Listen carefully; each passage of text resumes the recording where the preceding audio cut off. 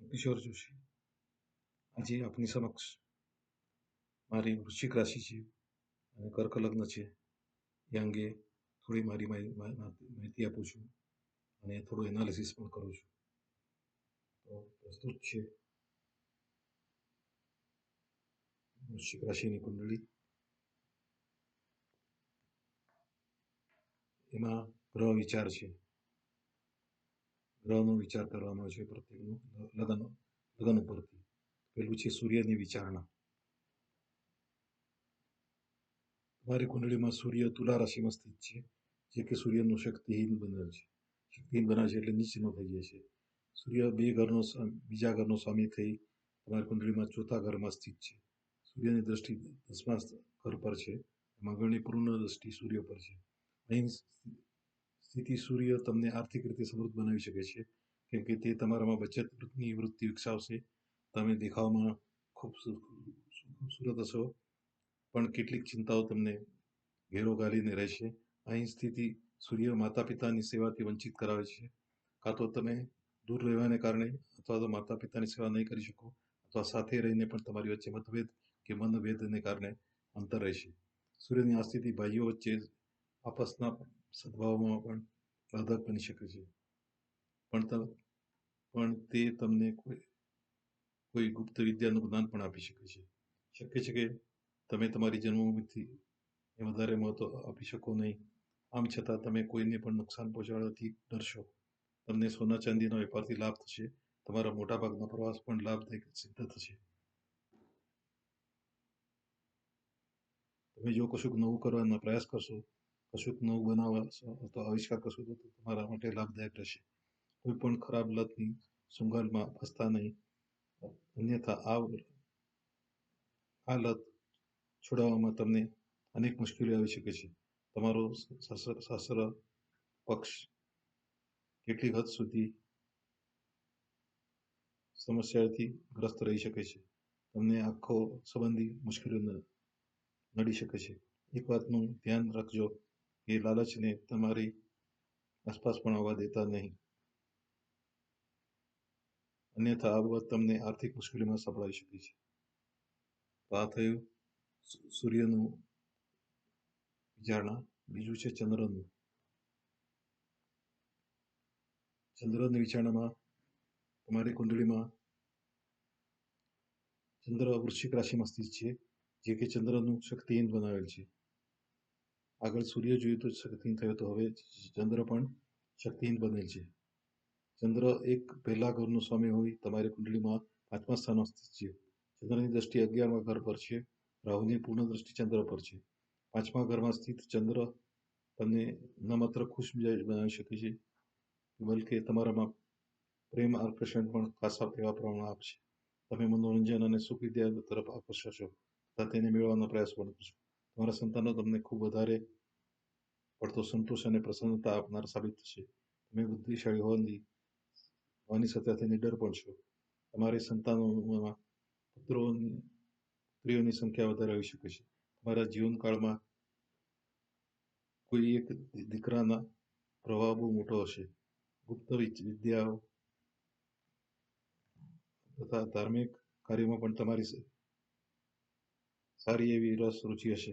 તમારા માતા પણ તેમના સંસ્કારો અનુસાર ધાર્મિક વિચારો ધરાવનારી હશે. તેમની રુચિ દાન પુણ્યમાં રહેશે. તમે બુદ્ધિશાળી છો અને મનોરંજન, રમતગમત અને કળાથી પણ તમને ઊંડો લગાવ છે. તમે તમારા જીવનમાં બહુ મોટી પ્રગતિ કરશો.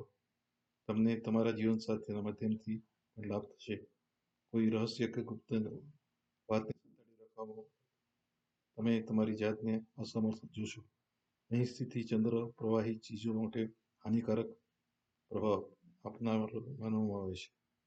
અહીંની સ્થિતિ ચંદ્ર પ્રવાહી ચીજો માટે હાનિકારક, પણ તમે જો તમારી જાતને ચીડિયા સ્વભાવના થવાથી બચાવી શકશો તો એ બાબત તમારા ભાગ્યોદય મદદ જેવી થશે.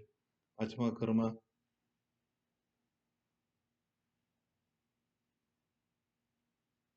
ઘરમાં સ્થિત ચંદ્ર તમને ન માત્ર ખુશમિજાજી બનાવશે, બલકે તમારા પ્રેમાકર્ષણ પણ કરશે.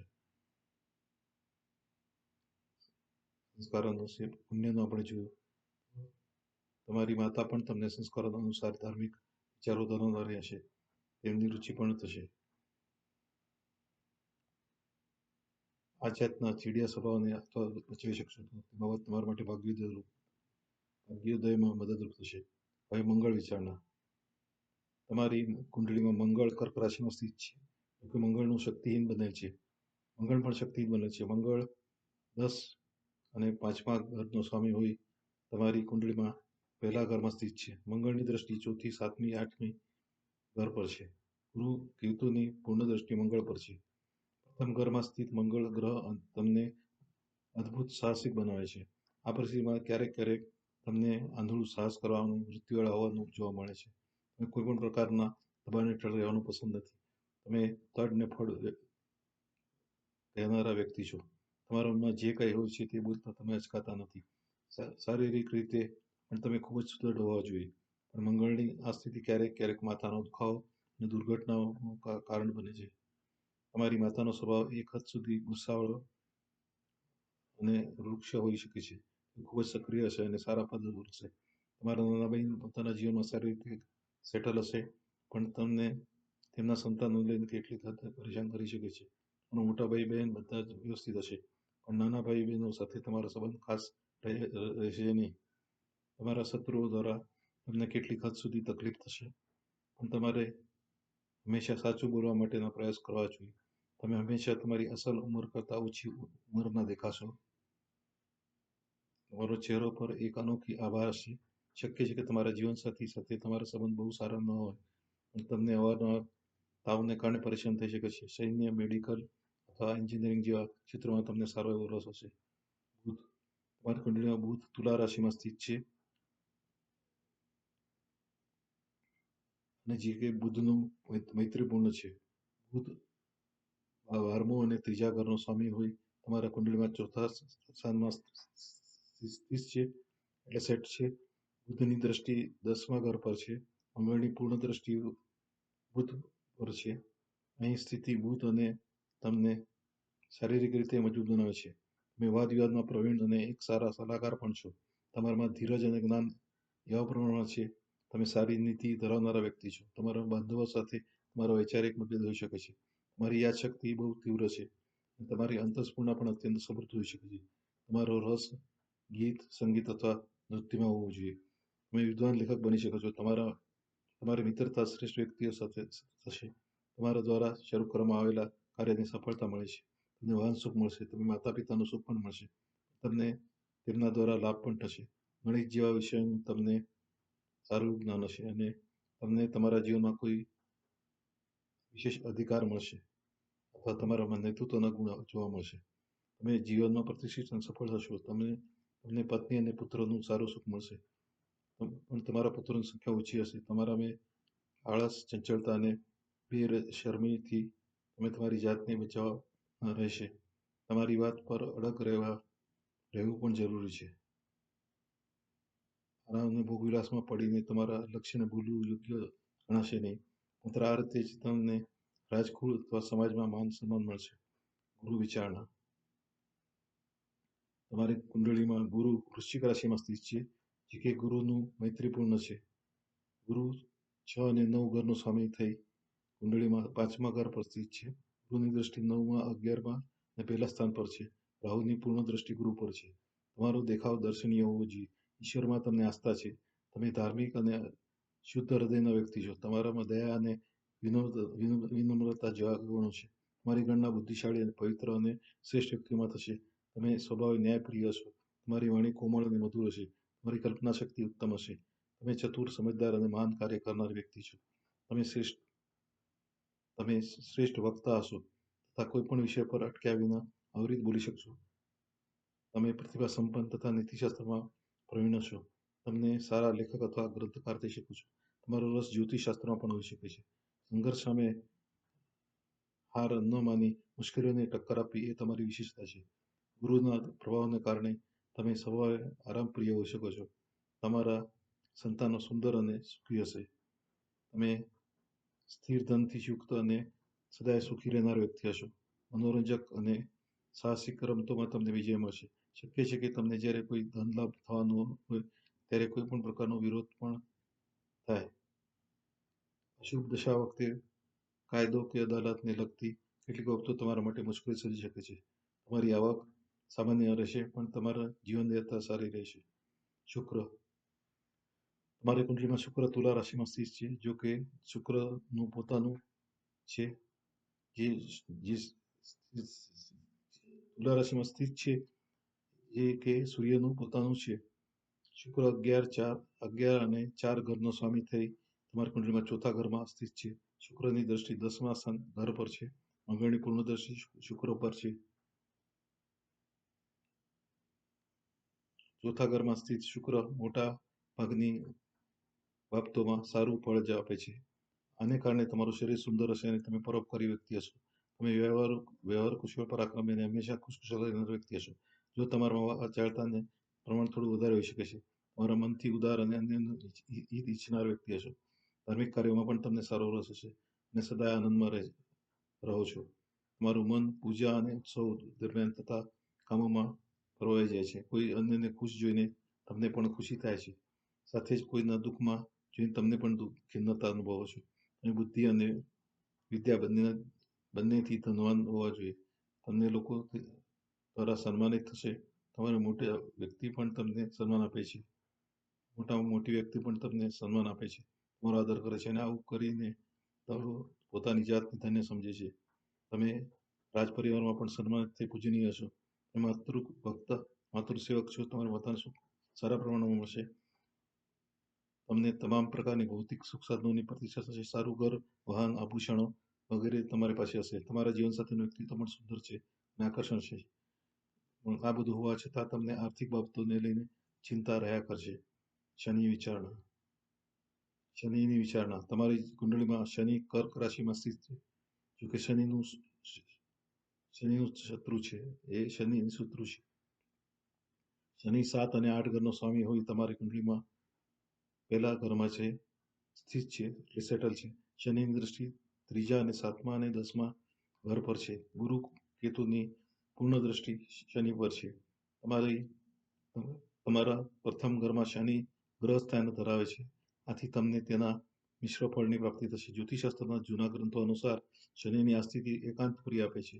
તમે તમારી જાતને દુનિયાદારી અને તેને લગતા પ્રપંચોથી દૂર રાખવા ઈચ્છશો. તમે જો કોઈને પરિવાર મળતા હોવ અથવા કોઈ વખતે પ્રથમ વખત મળવાનું હોય તો તમે તે સમય વ્યક્તિ પર ઊંડો પ્રભાવ પાડો છો. તમે જિદ્દી, દ્રઢ નિશ્ચય અને કેટલીક હદ સુધી ઉદાસીન પણ થઈ શકો છો. તમે દીર્ઘાયુ અને ગુણવાન હશે, પણ સાથે જ તમને રાજાઓ જેવા અધિકાર પ્રાપ્ત થશે અને સરકાર અથવા રાજા પક્ષ તરફથી લાભ મળશે. તમે જો મહેનત ગભરાશો નહીં તો તમે ધનવાન અને સુખી હશો. તમારી વિરોધીઓ ગમે તેટલા બળવાન કેમ ન હોય, પણ તેમના પર તમે વિજય મેળવશો. તમે ગામ કે શહેરના અગ્રણી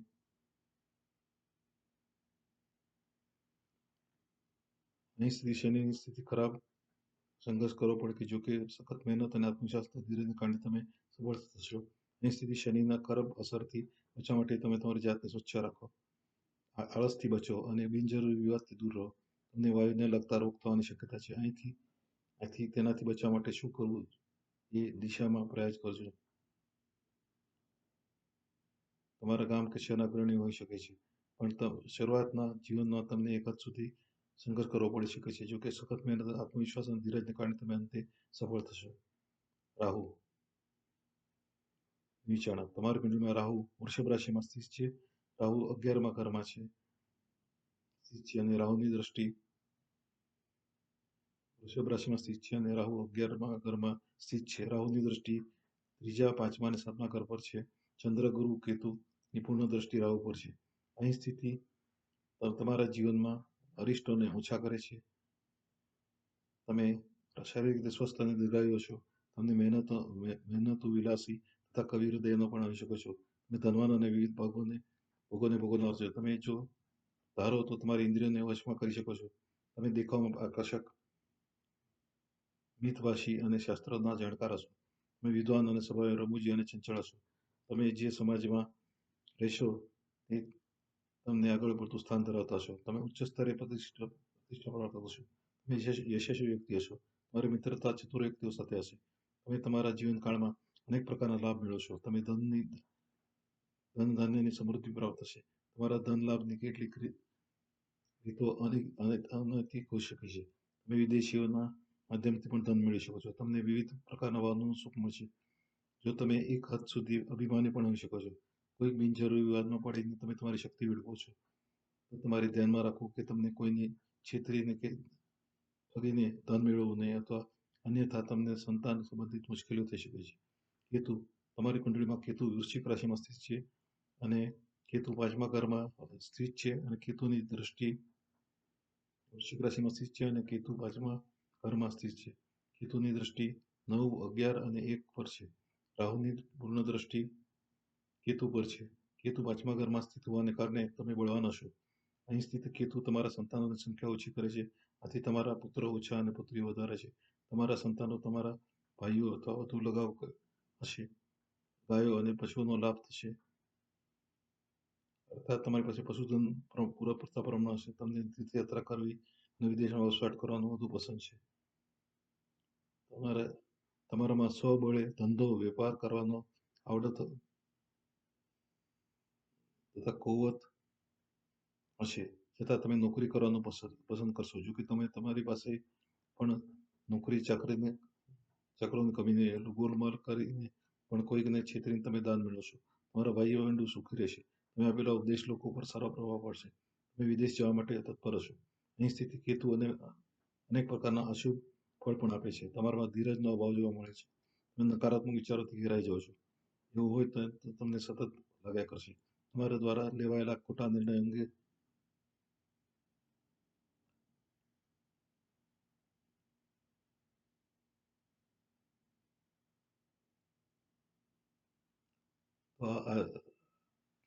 કેતુની વાત ચાલતી હતી, વચ્ચે થોડું ડિસ્ટર્બન્સીસ આવ્યું છે. તમારા સ્વબળે ધંધો વેપાર કરવાની આવડત તકવો થશે. તમે નકારાત્મક વિચારથી ઘેરાઈ ગયા હોય તો તમને સતત લાગ્યા કરશે. વધારે પડતા જ્ઞાન અને ભૂલોને કારણે તમને શારીરિક પીડા પણ થઈ શકે છે. સગા ભાઈઓથી વિવાદ થઈ શકે છે. તમે તંત્ર મંત્રના માધ્યમથી પણ તમને તકલીફ થશે. પુત્ર સુખમાં કચાશ રહી જાય એવું બની શકે છે.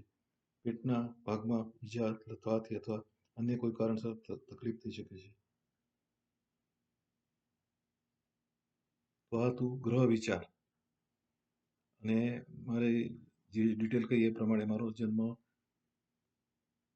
ઓફિશિયલ રીતે 18/10/1948 છે, અને તિથિ પ્રમાણે 18/10/47 છે. પણ રાશિ તો વૃશ્ચિક જ છે. ત્યારે અત્યારે લગ્ન કર્ક છે. તો હવે વધારે ટાઈમ ન રાખતા આપણે આગળ ગોચર વિશે પણ વિચાર કરીશું. મને શાંતિથી સાંભળવા બદલ તમારો ખૂબ ખૂબ આભાર. હરે રામ રામ રામ હરે હરે, હરે કૃષ્ણ હરે કૃષ્ણ.